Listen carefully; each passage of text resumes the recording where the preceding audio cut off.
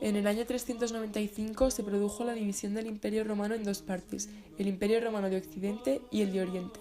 A partir del año 409 llegaron los pueblos bárbaros a la península en diferentes oleadas.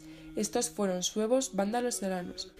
Posteriormente, los visigodos fueron aliados del Imperio Romano y en el 415 fueron enviados a Hispania para restablecer el orden.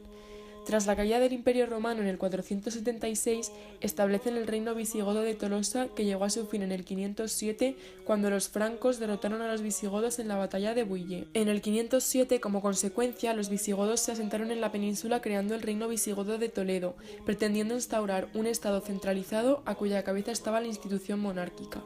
La monarquía visigoda era electiva y la designación del rey dependía de la Asamblea Popular, formada por nobleza y prelado. Leovigildo pretendió crear un estado visigodo en torno a una monarquía fuerte y hereditaria. Dicho propósito fracasó, y por ello, en el Cuarto Concilio de Toledo, en el 633, se trató el tema. El monarca se servía de dos instituciones, el Aula Regia y el Officium Palatinum. El Aula Regia asesoraba al rey en los asuntos políticos y militares y en la elaboración de leyes. Estaba formada por los duces provinciales, los comites civitates y los gardingos. Por otro lado, el Officium Palatinum era el núcleo principal del Aula Regia. Estaba formado exclusivamente por nobles como el comes del Tesoro Regio, el comes de administración de las tierras de la corona, el comes de recaudación de impuestos y el comes de los gastos del monarca y de su casa.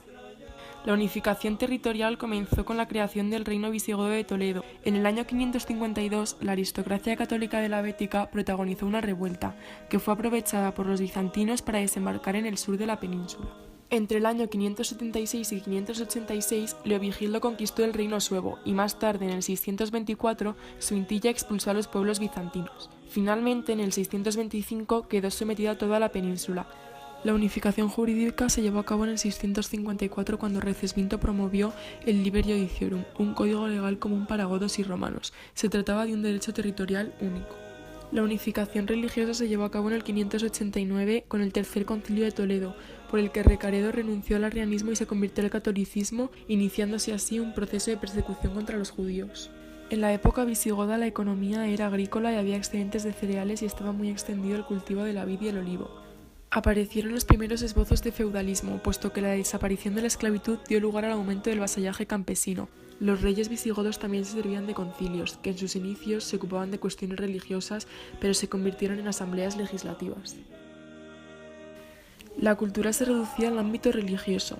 El escritor más destacado fue San Isidoro de Sevilla con su libro Etimologías.